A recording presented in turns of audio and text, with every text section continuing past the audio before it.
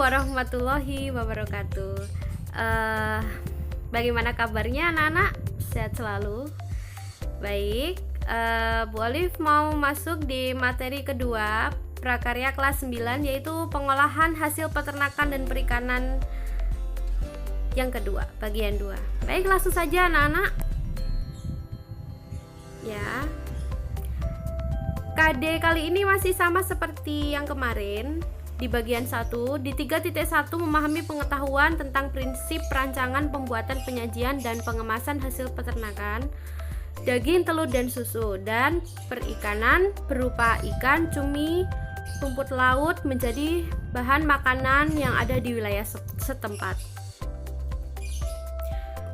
Sebelum Bu Olive masuk ke materi, Bu Olive sedikit merangkumkan di pembelajaran minggu lalu, yaitu mempelajari tentang hasil pertanian dan perikanan yang ada di wilayah Indonesia. Kemudian menyebutkan jenis-jenis perikanan yang hidup di air tawar, air laut, dan air payau. Kemudian menyebutkan jenis-jenis peternakan, menyebutkan manfaat hasil peternakan dan perikanan untuk kesehatan tubuh.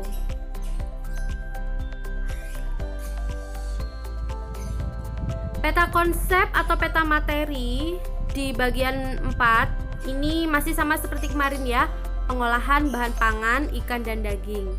Yaitu kita akan menjadikan menjadi 2, menjadi makanan dan menjadi olahan pangan setengah jadi. Nanti itu akan kita pelajari. Kemudian kita juga akan mengerti tentang pengertian, jenis dan manfaat, metode pengolahannya, tahap pengolahannya, kemasan dan penyajian produk pengolahannya. Baik, sebelum kita masuk kepada metode pengolahan sebenarnya, di sini kita harus mengetahui dulu tentang metode pengolahan. Apa yang dimaksud dengan metode, anak-anak? Metode pengolahan yang dimaksud di sini adalah memasak. Lah, memasak adalah kegiatan menyiapkan atau mengolah bahan makanan menjadi hidangan yang siap untuk dikonsumsi dengan cara memanaskan bahan makanan agar bahan makanan tersebut aman untuk dikonsumsi. Memasak terdiri dari berbagai macam metode, teknik, peralatan, dan kombinasi bumbu, dan juga rempah agar hasil cita rasanya lezat. Jadi selain memasak dengan metode dan teknik, kita juga disarankan sekali untuk menambahkan bumbu dan sayur dan juga buah-buahan agar masakan itu menjadi lebih kaya akan nutrisi dan manfaat. Bahan pangan mentah atau belum diolah sebenarnya kaya akan nutrisi anak-anak. Bahan pangan bisa berubah kandungan nutrisinya apabila dimasak atau diolah dengan cara yang salah, seperti menggoreng ikan sampai kering, kemudian gosong, dan dapat membuat protein yang terkandung dalam ikan tersebut menjadi rusak. Jadi harus lebih hati-hati ya cara mengolahnya. Kemudian meski begitu, pada penelitian menunjukkan bahwa sebagian besar makanan justru akan lebih bernutrisi setelah dimasak karena adanya penambahan bahan pangan lainnya seperti sayuran, buah-buahan, sayur, dan bumbu-bumbu, rempah-rempah lainnya. Pada metode memasak bahan pangan ikan dan daging biasanya dengan beberapa metode, diantaranya yaitu ada merebus atau boiling, mengukus steaming, menggoreng fried, membakar grilling, dan memanggang atau di oven biasanya ya. Merebus adalah melunakkan atau mematangkan bahan makanan dalam cairan, air kaldu, santan, atau susu dengan temperatur 100 derajat. Bahan makanan harus terendam dalam cairan tersebut. Fungsi cairan untuk mematangkan bahan makanan tersebut.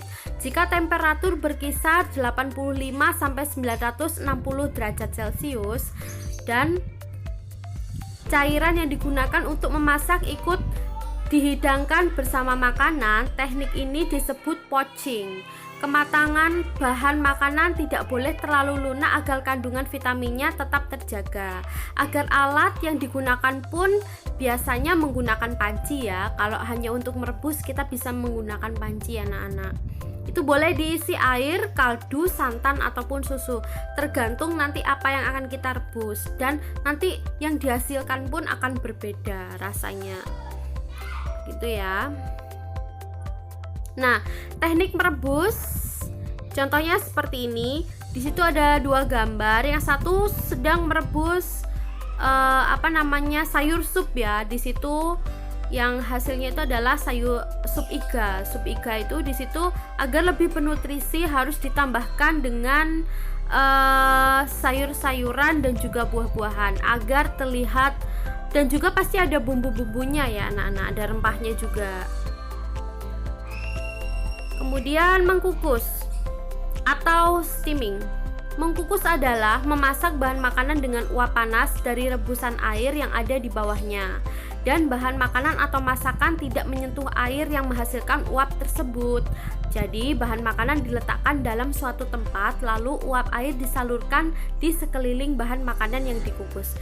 Biasanya mengkukus kita menggunakan alat seperti lengseng, dandang, panci, dan kukusan atau kelakat. Seperti contohnya, contohnya seperti ini ya. Ini adalah ketika kita memasak atau mengukus ikan. Contohnya ketika kita memasak pepes ikan, jadi kita menaruhnya di atas yang bawahnya itu air. Jadi kita hanya butuh uapnya untuk mematangkan seperti itu, untuk mematangkan ikannya.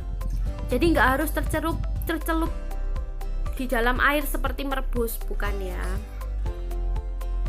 Kemudian menggoreng atau frying. Menggoreng adalah metode memasak dengan cara memasukkan bahan makanan ke dalam minyak panas. Menggoreng bisa dilakukan dengan medium minyak goreng banyak seperti deep frying, sehingga bahan makanan yang digoreng terendam dalam minyak. Dan menggoreng dengan minyak goreng sedikit atau pan frying atau shallow frying. Contohnya menggoreng dadar telur atau telur mata sapi, menumis bumbu dan rempah-rempah. Tapi kalau menggoreng kerupuk itu harus penuh ya airnya ya anak-anak, harus banyak karena harus tercelup di dalam minyak panas. Maaf, maksud saya minyak bukan air. Jadi minyaknya harus banyak ya kalau mau menggoreng kerupuk atau menggoreng ikan. Nah, itu harus tercelup kalau bisa biar nanti matangnya merata. Seperti itu. Kemudian namun ada juga menggoreng non minyak atau sangrai, yaitu memasak di wajan di mana bahan makanan langsung tersentuh oleh wajan. Cara ini biasanya untuk menyangrai biji kopi. Ada juga yang menggunakan medium pasir untuk menyangrai. Biasanya cara ini untuk menggoreng kerupuk atau kacang, biasanya kacang, kerupuk, kemudian kerupuk kulit. Nah, seperti itu bisa menggunakan teknik medium pasir ya, dengan medium pasir seperti itu anak-anak. Jadi kalau positifnya di medium pasir itu kita tidak menggunakan minyak goreng. Yang minyak goreng itu kalau kita pakai berulang kali itu akan mengakibatkan kalau kita konsumsi terus di dalam tubuh kita juga akan tidak baik. Jadi kalau 2 kali goreng itu saya kira harus sudah diganti minyaknya.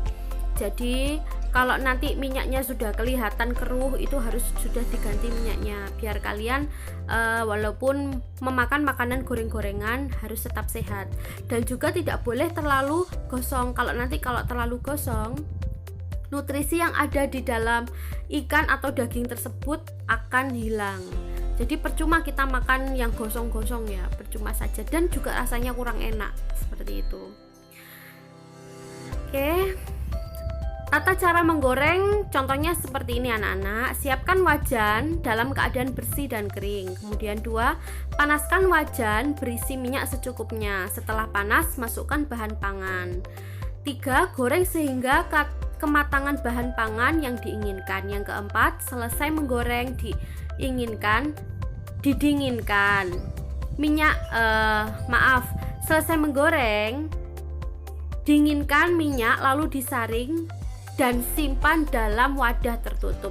Jadi minyaknya yang sudah dibuat menggoreng itu bisa digunakan lagi, tapi tidak boleh sering anak-anak, karena nanti akan membuat merusak tubuh kita nanti kalau menggunakan minyak itu terus. Jadi kalau sudah 2 kali sudah harus dibuang, seperti itu ya. Nah ini contohnya. Nah itu kalau kita lagi memasak ikan, kemudian ikannya ditepungin, itu harus tercelup semuanya, harus tercelup. Kalau tidak tercelup nanti akan lengket-lengket, jadi hasilnya pun kurang bagus dan kematangannya pun kurang merata. Jadi harus tercelup ya. Kemudian, nah itu contoh hasil sebelahnya itu ikan gurame ya.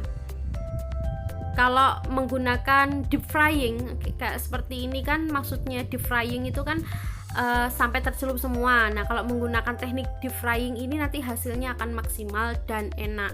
Jadi tidak perlu lama-lama menggorengnya. Jangan lupa dipanaskan terlebih dahulu kalau menggoreng. Kalau belum panas jangan langsung dimasukkan. Usahakan biarkan panas dulu. Nah, kemudian membakar. Teknik membakar atau grilling. Membakar adalah metode memasak bahan makanan dengan cara dibakar langsung di atas bara api. Biasanya menggunakan arang yang dipanaskan hingga menjadi bara api. Teknik ini biasanya dilakukan di ruang terbuka dengan sumber panas yang datang dari bawah alat yang disebut grill. Jadi kalau kita lagi ingin membakar atau grill itu jangan dilakukan di dalam rumah kalau bisa anak-anak ya. Orang zaman dahulu tuh sering menggunakan teknik grill atau kita sebut sebagai pawon. Nah, zaman dahulu tuh orang-orang memakai pawon ya, sebelum ada sebelum ada kompor. Kita pada zaman dahulu menggunakan teknik grill. Nah, teknik grill ini biasanya orang zaman dahulu itu membuat pawonan itu di rumah yang lain atau di dalam dapur, tapi dapurnya itu biasanya tidak permanen ya, tidak dari bangunan. Kemudian kita bisa melakukannya juga di luar ruangan agar terhindar dari kebakaran apabila nanti ada kesalahan teknik dalam grill gitu ya. Jadi hati-hati untuk menggunakan teknik grill. Kalau kurang tahu atau kurang menguasai, biasanya itu lebih cenderung cepat gosong gitu ya, kok nggak merata gosongnya. Nah seperti itu. Membakar adalah metode memasak bahan makanan dengan cara dibakar langsung di atas bara api. Biasanya menggunakan arang yang dipanaskan hingga menjadi bara api. Teknik ini biasanya dilakukan di ruangan terbuka dengan sumber panas yang datang dari bawah alat yang disebut grill. Tata cara membakar seperti berikut. Siapkan alat untuk membakar. Isi alat pemanggangan dengan bahan bakar, arang, kayu, batok kelapa boleh ya. Bakar arang hingga memperoleh bara api. Jika menggunakan kompor gas yang terdapat grilling, cukup dinyalakan langsung saja. Letakkan bahan pangan di atas grill sambil dikipas-kipas agar bara apinya tetap terjaga. Jadi nanti kalau tidak dikipas itu biasanya mati. Jadi kayak sate itu loh, nah itu kayak sate itu adalah menggunakan teknik grill atau membakar ya. Jika menggunakan kompor gas dapat langsung dinyalakan tanpa harus kipas-kipas hingga tingkat kematangan bahan pangan sesuai dengan yang kita inginkan.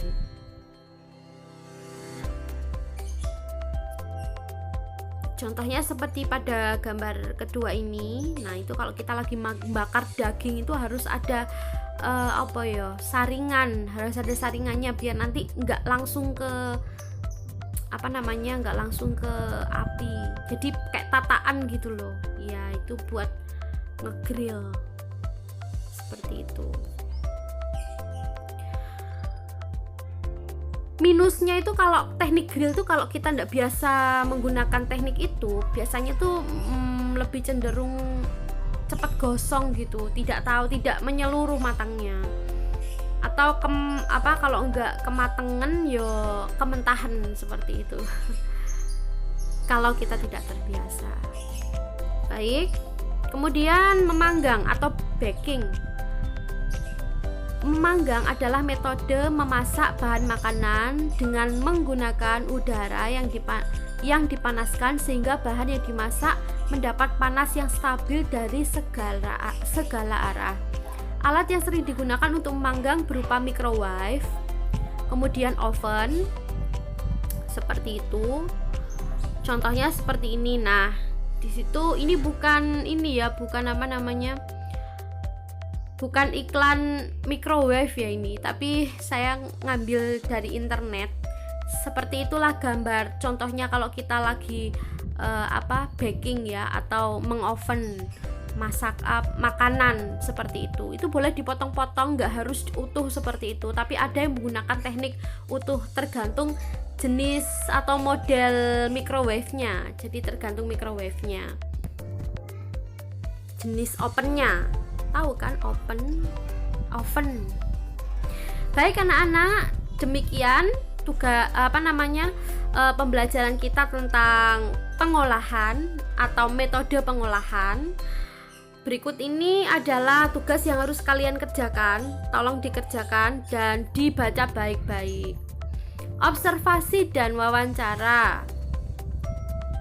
Maaf, ketutup. Amatilah lingkunganmu.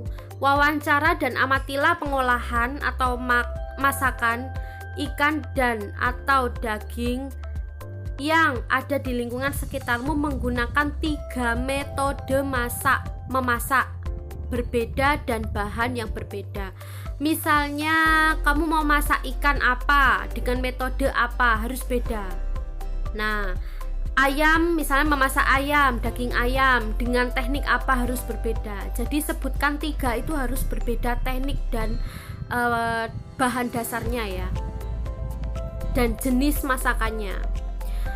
Tanyakan beberapa hal berikut. 1. Apa bahan yang diperlukan? Bagaimana cara memilih bahan? 2. Apa alat yang digunakan? 3. Bagaimana proses pembuatannya? 4. Bagaimana penyajiannya? Kemudian catat keselamatan kerja dan hal yang khusus yang harus menjadi perhatian saat memproses pembuatannya. Saat melakukan observasi dan wawancara, hendaklah kamu bersikap ramah, berbicara sopan dan toleransi dengan orang di sekitarmu. Jadi kalau mau mewawancarai orang tua, tidak boleh dengan kasar, harus dengan sopan dan berbicara yang sopan dan ramah. Nah, anak-anakku, cara mengerjakannya harus menggunakan tabel di slide selanjutnya. Lihat cara pengerjaan di slide selanjutnya. Nah, menggunakan tabel ini, pengisian soal di slide sebelumnya menggunakan tabel di bawah ini. Nah, pengisiannya kalau kamu tadi mau ngisi itu sebutkan 3 saja. Nama masakannya apa? Misalnya pepes, bahannya apa? Ikan. Alatnya bagaimana tadi, dengan panci, dengan kompor. Proses pembuatannya diapakan? Dikukus misalnya. Kemasan dan penyajiannya gimana? Kemasannya pepes itu di mana? Dibungkus dengan daun pisang. Nah, seperti itu. Contohnya seperti itu. Baik anak-anak, apabila ada pertanyaan lebih lanjut bisa langsung WA saja di nomornya Bu Olive. Jangan disampaikan di grup, nanti bikin rame. Baik anak-anakku sekalian, saya akhiri pembelajaran hari ini. Wassalamualaikum warahmatullahi wabarakatuh.